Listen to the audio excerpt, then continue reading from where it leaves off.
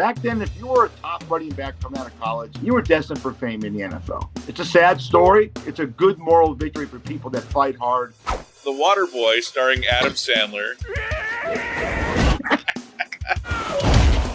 So, God. what can we say? He loves the H2O. I call the H2O. Allie Larder in the whipped cream bikini. Vanderbeek had the same response. Like, who turns that down? It would have been like Ricky Jay and Boogie Nights shaking as I'm holding the boom mic. Football season is officially here, and what better way to mark the start of NFL, college, and high school football season than by talking about football movies? It's that time of year, the gridiron is here, and football movies are back. Hey everybody, Dragon Movie Guy here. Welcome to another episode of the Dragon Movie Guy podcast. Joining me today is a friend of the channel. It's his second time on Dragon Movie Guy. He is Eric Snyder. You know him as Fish. He's the host of the Fat Fish podcast. He is a journalist who has covered the then Oakland Raiders, the now Las Vegas Raiders, the Fat Fish podcast, where he talks about anything and everything under the sun, including football. This is a man who I believe has an eidetic photographic memory. So please welcome the man to the channel, Fish, a.k.a. Eric Snyder. Welcome to Dragon Movie Guy. Thank you, Fish, for coming to talk football movies. Who do you think will win the Super Bowl this year? And we'll jump right into your countdown. Well, I'm boring. I think it's going to be a repeat of last year between Kansas City and Philadelphia because I think both rosters are very stacked and got better. And until you beat these guys, and definitely Philadelphia is the best roster in the NFC. I know you're a Seattle fan, and I expect the playoffs for you guys also. Kansas City's in a tough conference, and the Jets are coming. They've gotten better, but I'm going with Kansas City and Philadelphia. What do you think makes it for a good football movie? Because there's all kinds of different movies in the football genre, so what do you think it is that makes for a good football movie? If there's sex in the movie, if there's sex in any kind of movie, then I think that it helps. If there's a good protagonist or it's a quarterback that's the kind of guy that's on his motorcycle and goes to the game, wins, and then grabs a cheerleader and takes it to the bungalow and bang, bang, bang. And then he goes back and he's a D student. He gets better grades because of her. And he gets a scholarship to Princeton and the rest of the world is great. So sex in football movies is great. But the sex for me, what gets me off in a good football movie is the storyline. And we're going to talk about a couple of movies today. Some are based on true stories. But, football is the only sport, Brian, I think you'll agree, because we've had this conversation, sir, in the bar, that you don't have the luxury of, okay, we lost 10 in a row. Vince Lombardi, the great coach, two great lines. You're only as good as your availability and your ability is one. The other one was, hey, guys, in baseball, you can start out 0-5, and you have a whole season to make it up. You start out 0-5 in football, and coaches are looking for jobs. Very true. Very, very true. It's a tough road to hoe as a football coach, but that's part of why we love it. It reflects real life, I think, better than any other sport. There's very little in terms of guaranteed contracts, so it really does reflect as close to a certain reality or real life as possible. So that, as far as and the competition, the action, and you're right, the sex appeal definitely helps to have some eye candy around for sure. By the way, what can people expect from the Fat Fish podcast? Well, we're a sports and entertainment podcast, mostly entertainment. My co-host, Brad Grunberg's been in 120 films and TV shows, and he's got a nice gig going with Curb Your Enthusiasm once this damn writer's strike is over, an actor's strike. So we hit everything. We have a guest on a week. We've had you on, and our guests range anywhere from, we just had Rod Martin, a Raiders Hall of Famer, and we have actors on, and we have a lot of fun, and we chop it up, and we're loose cannons. So we curse. We're basically the Pat McAfees that aren't the Pat McAfees, so there's a lot of F-bombs going on, but the content we think is consistent. It's all about having fun and the conversation. So let's jump right in, shall we? Tell me about The Express. Oh, just a great, this is the Ernie Davis story. There's a kid that came out of Syracuse from a broken family, and not a broken family, but he tried like hell to get into Syracuse. He was a terrific athlete, and he was there was a bidding war between the Redskins and the Browns to get him. And the Redskins owner at the time, Marshall, was a huge racist, and Art Modell, who everyone knows from the Cleveland Brown lineage, really fought to get this kid. And the minute they got him, he was diagnosed with leukemia. And he never played a down for the Cleveland Browns, but they retired his jersey. That's how much he meant to that community. He was a terrific college football player. And it showed how Jim Brown influenced getting into Syracuse. And the coach, I can't think of the coach's name, but he was played by Dennis Quaid in the movie. It's a tearjerker, and it's a true story. And, you know, it's about a kid that falls in love in college. There's no sex in the movie, none that I could really brag about. But it's a great film. It's a love story between a coach and a young man, and this kid with his wife, and the community and the kid. And it doesn't end great, but the compass of the story ends great. Jim Brown was the top, obviously, the guy was playing with the Cleveland Browns at the time, and he went back and he helped recruit him and just mentored him and said, this is what you have to do, knowing quite well this kid's going to come into the league. Not only did he come into the league, he came to the same team that Jim Brown was on, which would have made a wonderful 1-2 punch. For you football junkies out there, remember the past, it would have been sort of like the 1972 Miami Dolphins with Larry Zonka, Jim Kick, and Mercury Morris. Would have been that kind of a 1-2 punch with Brown and Ernie Davis. But the kid, unfortunately, got leukemia, and he passed away before he even took one hand off. He put the uniform on in a preseason game. He was so sick. And the team took care of all his medical expenses. And the kid never played it down. He was a rookie, but he made such an impact on the organization with his hard work in the preseason. And you knew he was a star. Back then, if you were a top running back coming out of college, you were destined for fame in the NFL. It's a sad story, but it's a good moral victory for people that fight hard. And his story still, it bounds well. The Browns have retired his jersey. Who retires a jersey, Dragon movie guy? Brian. And you never play it down for him. Think about that. I can't think of any off the top of my head. And what do you think of Rob Brown as the role of Ernie Davis? Terrific. I mean, he's a great actor, and he nailed it. He nailed it because you had to show compassion, and it wasn't a rah-rah type of movie, and you showed a guy that worked so hard to get to the zenith of the sport, and then unfortunately tragedy took him down with this insidious C word that comes into so many and envelopes so many people's lives. And the moral of the story was, for all you Browns fans that hate Modell for moving the Browns to Baltimore in 1996, he really is a hero in this film for taking the kid on, paying his salary, and paying his family's salary. The kid he signed like a 4-year contract. He made sure the family got every nickel that he was earned, that kid earned, and he never played. It's a moving story, absolutely, and a surprisingly good film. 2008, I believe this came out, 2007 or 8. The Express, number 5 on your list. My number 5 is a little bit lighter hearted. It's The Waterboy, starring Adam Sandler. Oh, so, God. not quite as serious a tone, but this is, it's Adam Sandler. He plays the water boy of a small college football team. Henry Winkler is his coach, and what can we say? He loves the H2O. In this film that has Fairuza Balk, it has Rob Schneider, it has a ton of people in it, and there's nothing too non-formulaic about it, but that's part of the appeal. It's a character-driven comedy. This is Adam Sandler at peak Adam Sandler.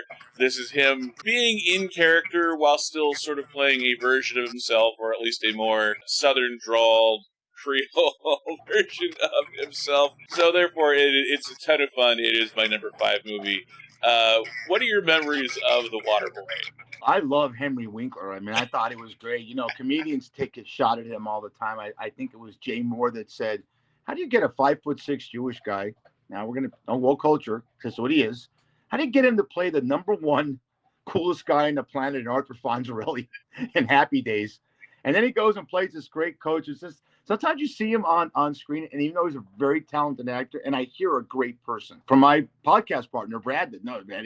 And sometimes you just laugh. I enjoyed the film. What was his girlfriend's name? What's Faiza? What's the actor's name? Fairuza Balk. Yeah, she was in The Craft. She's nuts. She's always I remember her in oh God, what's the film with Edward Norton where he plays a skinhead? He was in there for Academy Award. And, American something or other. American History X. She always plays that kind of role of the bad girl, girlfriend of a Nazi. And here she is. And the mother, who was the mother played by in Waterboy? This is Kathy Bates. Kathy Bates. Oh God, yeah. go from misery to that. So I enjoyed the film. I'm an Adam Sandler guy. I like the fact that he puts all his people, like Rob Schneider's in every one of his movies. And this is the one Rob Schneider's like, you can do it. Yeah, every film. Rob Schneider finding at least one little character trait to talk about in his film. Your number 4 film is where we cross over a little bit. This is Varsity Blues. James Vanderbeek, John Voight. It is Texas high school football. You know a little something about Texas high school football, or at least Texas football. You went to the University of Texas. And you know what? I was a journalist, and it's true. Whether you watch Friday Night Lights, which we may talk about, or especially in Varsity Blues, if you play high school football, I don't care where you are, they got huge wooden cutouts of you and your position in front of your house, and just the typical names. All right, how about Paul Walker playing the character Lance Harbor, the All-American quarterback, and Amy Smart is. Look at the young. I love these films with young actors. That Paul Walker's not a star yet. It's one of his first films. Who knew? I mean, may he rest in peace. They go on to such fame after that. But Vanderbeek, you're right. Amy Smart. There's a number of young actors in this film. I thought the guy that stole the film was Scott Conn. Did you see the film? Oh yeah, it's the one on our list that crossovers. So yeah. Yeah, Scott Conn as Tweeter was great. Of course, John Voight's just a great character actor. And he plays that really pretentious, sycophant coach named Bud Kilmer. He's got a statue, and it's his way or the highway. And Lance Harbor's a star quarterback. He gets injured, and here comes Johnny Moxon, played by Vanderbeek. And he reads Shakespeare, and he's a smart kid. And it's not, but he's a great player. Of course, typical story, he bashes heads with the coach, and it gets down to the state finals. I won't say what happens, but it's good. I love the film because it had humor. There was some solace in it, and it had redemption. John Voight, phenomenal actor, and he's doing a dead-on Barry Switzer impersonation. Like in the 2 or 3 years after Barry Switzer took over the Cowboys, he is channeling Barry Switzer better than anyone I've ever seen. Like, everyone always talks about Johnny Depp channeling Keith Richards in the Pirates of the Caribbean movies. He channels Barry Switzer in a way that, for some reason, no one ever points out. And plays that great antagonist coach of, like, it's my way or the highway kind of guy. Yeah, and this is also, it's number 4 on my list as well. You talked a little bit about sex appeal and the importance of, having a little eye candy. This is the film that has Allie Larder in the whipped cream bikini.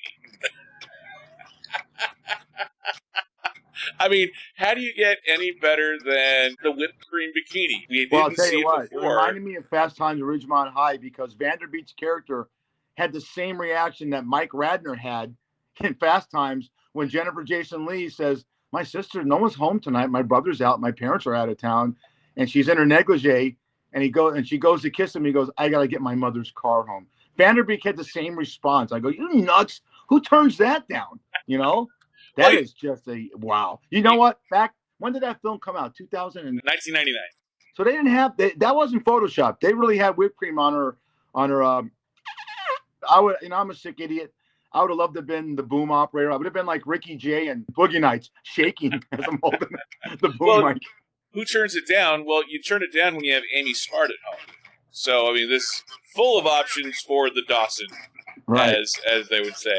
The Dawson Creeper. Yeah, oh God, yeah, he was, and it's sort of an interesting look too at that football culture of high school football in Texas, and the guy that has the talent but not the desire. So that's also kind of one of the other things that I love about Varsity Blues as well. It's probably one of the best critically acclaimed movies on either of our lists. Remember the Titans. Denzel Washington is a high school football coach in the 70s. Tell me about Remember the Titans. 4 of my films are based on true stories. When the integration of Tennessee football, and Denzel Washington plays the first black coach in basically an all-white high school, very little segregation.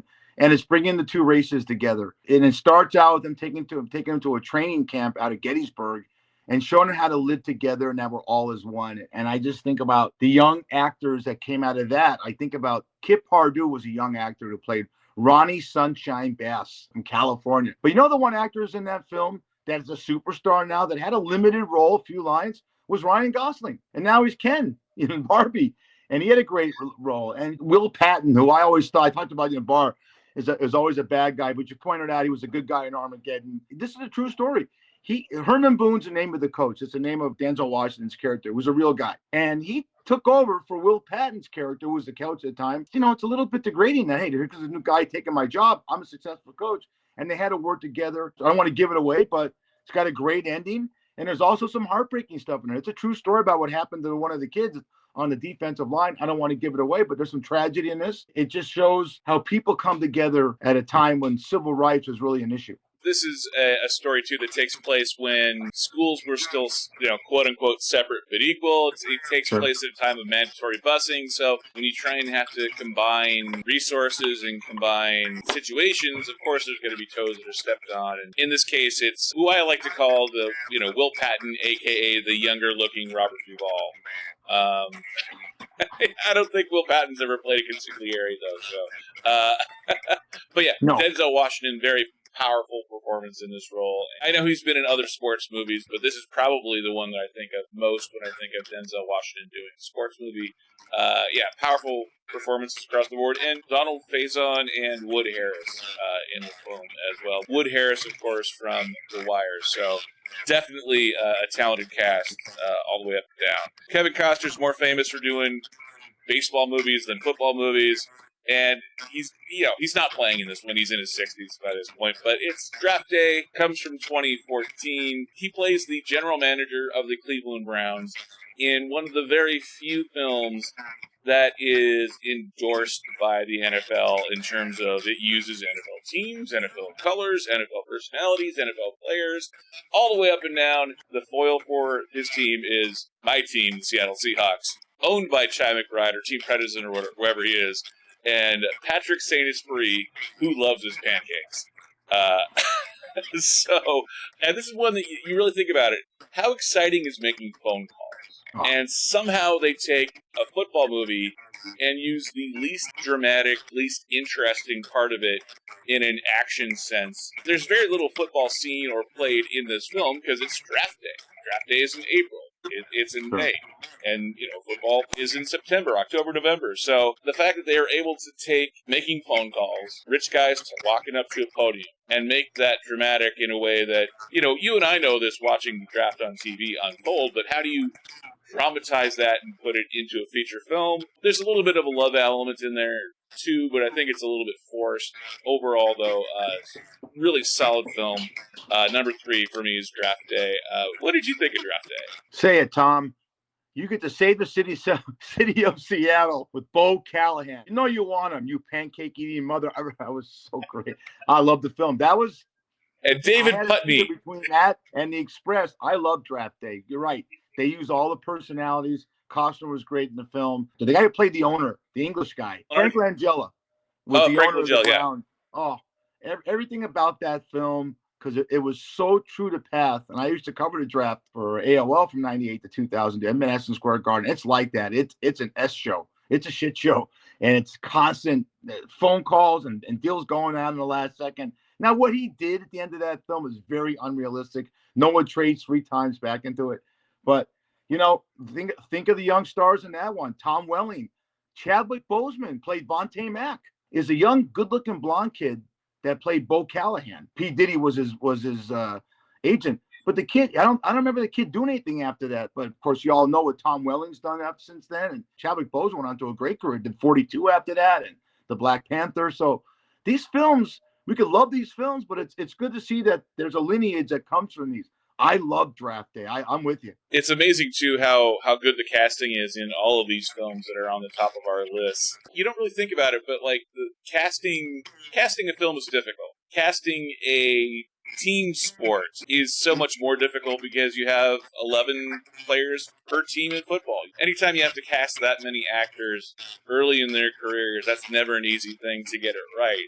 And, Chadwick Boseman as Vontae Mack nails it out of the ballpark, and he's done so many great roles in, sadly, such a short career, but, man, he made his time count on the screen for sure. So, Draft Day, my number 3 flick. Your number 2 movie, based a TV show off it, but the original feature film starred Billy Bob Thornton. Texas high school football is the focus of this one. Tell me about Billy Bob Thornton in Friday Night Lights. I almost had this as my number one because I remember Permian. I remember Midland, Texas. I remember going there, and it's a bunch of Dairy Queens and oil fields and black crows walking around dead grass. And there's this beautiful 40,000 seat stadium that you would love to have anywhere, because that's what high school football is like in Texas, especially West Texas. They could be the most dilapidated, rundown towns, and they got 35,000 seat stadiums that are state of the art. And it's about that team, that 1988 team that he took over. And there's a lot of pressure. It's true. You can't. It's like a college football program in Texas. If you lose one or two games, they put for sale signs on your lawn, and they have Sonny Mead is a great radio guy of West Texas football. They used him in the TV show, which, by the way, I binge watched all 5 seasons of Friday Night Lights, the TV version with Kyle Chandler, because it was brilliant. I don't want to get into that. I want to get into the movie. Derek Luke playing Booby Miles, a young Derek Luke, great career. Tim McGraw, to me, stole the film, playing a really, really mentally abusive father on his kid. The kid's name was Don Billingsley. Garrick Hedlund, is that his name? It was the actor. He's done a lot since then, too. And redemption. Everything's redemption in this whole thing. It's about he taking over this team and getting the quarterback. Lucas Black plays the quarterback. You've seen him in a million things before. And he's sort of like take care of his of his mother. Who's this guy's character?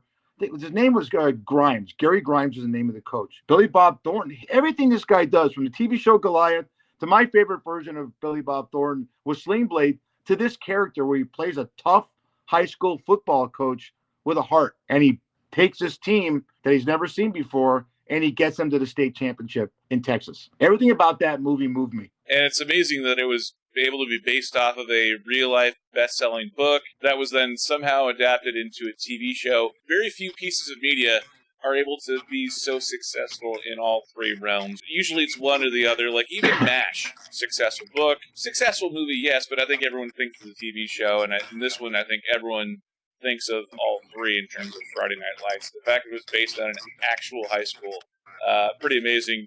And interesting, too, the fact that the leading lady, the wife of the football coach, is the same in the movie and the TV show. So no Gary Berghoff effect where it's radar involved, but she was great, too. Connie Britton, phenomenal actress. She's also the co-star in this one. And honestly, Billy Bob Thornton, I mean, come on. In his 40s, he got Angelina Jolie, so phenomenal actor in real life and on the football field. H.C. Bissinger wrote the book. Read it. It's terrific. And Connie Britton has a very, very small role in the movie, maybe 3 or 4 lines. In the TV show, she's all over the place. So you really see what kind of actress she is. And you're right. And then Brad Leland's the only character. Brad Leland plays Buddy Garrity in the TV show. Plays the same character in the movie. He's more lighthearted in the TV show, but he's brutal in the movie. Billy Bob Thornton line is, you really need to win the championship. And he goes, what if I don't? He goes, well, you really need to win it. You know, that's how brutal it is to win. High school football in Texas and Ohio is more important than college football and pro football. Now, my wife's from Ohio, so I've lived that life and gone back there. I lived in Texas. High school football is huge to this day. Well, and you said it, 40,000 people for a high school football game.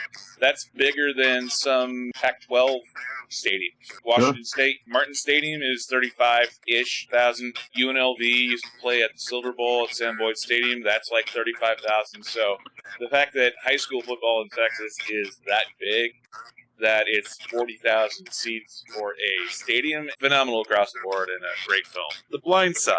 And we've had recent articles about a controversial thing. You know, I struggle to measure the impact of that versus the film, because one of the true feel-good stories The Blind Side is, it won Sandra Bullock a Academy Award. I still remember when The Blind Side came out, and, you know, whenever you have a biopic and a biography picture about someone's life, so many times details are changed to make things more dramatic. And so after watching The Blind Side, I was curious to see what was accurate and what was not. And I found a ton of different Reddit pages, Wikipedia pages, and a ton of those details were mentioned in The Blind Side. But it was stuff like, well, when they have the car accident, it's on this street and not that street. So the fact that, if anything, things were details from the real life were changed for the film to make them less dramatic tells just how unbelievable this story can be in a lot of aspects. Quentin Aaron as Michael Orr, little kid as SJ, did an amazing job in the roles. Yeah, feel good, and sadly, there's the lawsuit or whatever it is going on now. I hope that gets resolved. It's a feel-good story that has a happy ending. Both Michael Orr and the Tui family are millionaires in real life, so I hope that thing gets resolved. When people open up their home, that's as giving and as vulnerable as you can make yourself to another human being. Whatever it was, I hope they get that resolved in real life. The film it's feel-good and it's formulaic in a lot of ways, but it all works. And the fact that it hews so close to reality, I think speaks to, I don't want to say selflessness of it, because, the school got a NFL player out of the deal. Again, anytime you can have a feel-good story that actually is relatively close to what actually happened. And Tim McGraw making another appearance on our list, but he doesn't try and, for being a country music star, he doesn't try and outshine Sandra Bullock in the film. And future superstar Lily Collins as the daughter, Collins Tui. No Emily in Paris jokes here, no berets in the film, but Blind Side, my number 2. Did you like The Blind Side? Yes, I wouldn't have it in my top 5. This is why we do these podcasts. I mean, every time Michael Orr was interviewed with the Baltimore Ravens, he would decline comment on a lot of it. And I said, that's really strange. This is the top. This film's about your life. And now stuff is coming out that, the film itself, yes. But I thought it dragged on a little bit too long, and I knew the story, but there was always some acrimony between him and the family, and it carried on in the post. And no one knows the real story, but the film, you're talking about the film was good. It dragged on too much for me. There are some down spots in it, but I think it's less a football film and more of one about family and heart. And you're right. I think for whatever reason, we tend to be a little bit cynical in films in general. So the fact that it was able to bridge that gap and have a honest feeling of found families in this case for Michael Orr, fingers crossed that they're able to mend whatever fences. The film itself is a very moving piece of reality / fiction, however you define a biopic. This is one I have not seen to this day. What? Still. Well, it happened before I was born. I mean, it's old enough that James Caan was playing a football player, and Lando Calrissian was his friend. So tell me about Brian Song. True story. Billy D. Williams plays Gale Sayers. I'm sure you heard of him. Hall of Fame running back for the Chicago Bears. And James Caan, prior playing Sonny Corleone, played a guy named Brian Piccolo. The Chicago Bears, 1963 or 4. George Halas, the famous George Halas coach, Hall of Fame coach. It's the first time. I'm into the segregation. It's the first time that a black guy and a white guy roomed together in the history of pro football. And here's Piccolo, a Southern kid that is absolutely a loose cannon, drinks beer, farts, belches, tries to get women in the room. And Billy D. Williams' character, Gale Sayers, is very conservative, a kid from Kansas, very Bible going. And they developed this bond through football. And Piccolo was not supposed to make the Bears, but he worked so hard, he made it.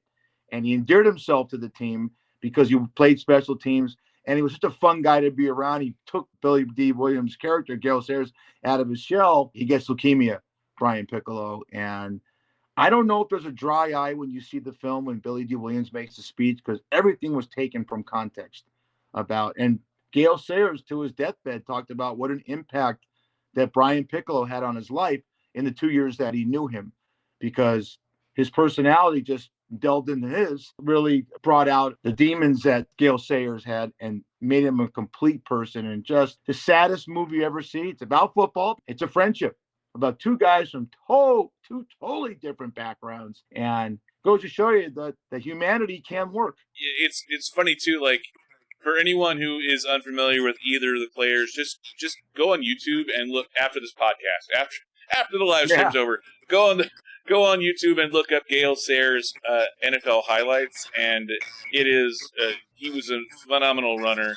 And as far as two human beings at a time when a very unlikely friendship, the fact that they were able to bridge that gap and use sports as a bridge for a divide that was thankfully a lot bigger divide back then than it is now. When you see Billy D. Williams, do you see Gale Sayers or do you see Lando Calrissian?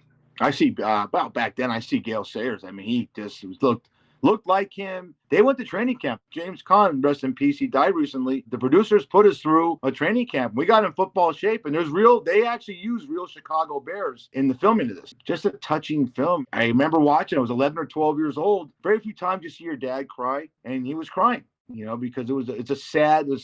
Billy D. Williams gives a speech, and he does the same speech at Gale Sayers. I don't want to give it away. There's not a dry eye. It's very touching film, and it won multiple Emmys. It was a TV film for ABC, the ABC Film of the Week. One of the few TV films you'll ever see. Another one I saw that was like that, way out of the realm, was Boy in a Plastic Bubble with John Travolta when he first started out. It was a great TV movie that won multiple Emmys. Have you ever seen a TV movie that kind of rated right up there with the motion picture? No, usually they're on such a tight budget that you don't get a feature film's quality because less experienced actors and people, television when you're producing a TV show, you got to do like 8 or 9 pages of dialogue a day.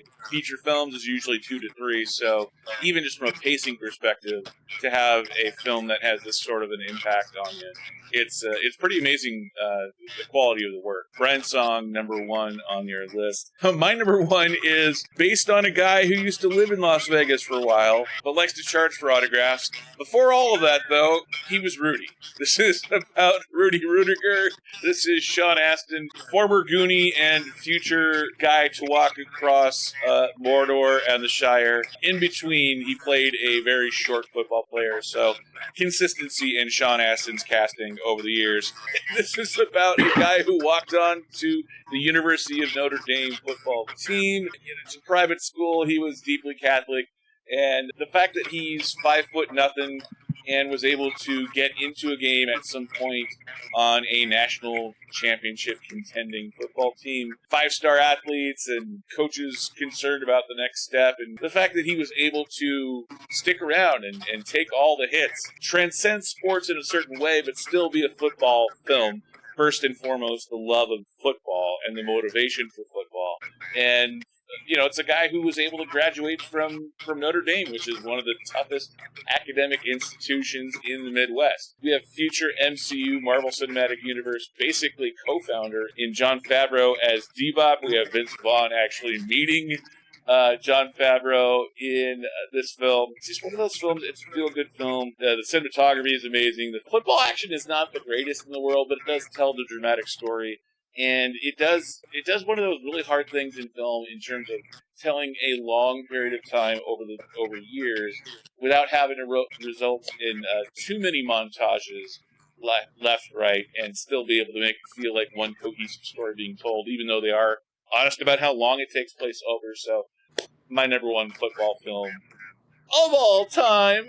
Did you like Rudy? You nailed it. Y'all loved Rudy. I mean, another tear-jerky moment. It's his last chance to get in, and he's sitting overlooking that pristine river that overlooks the Golden Dome, and he's reading the acceptance letter, and he starts crying. I can't look at Ned Beatty, who played Rudy's dad, without thinking the movie Deliverance.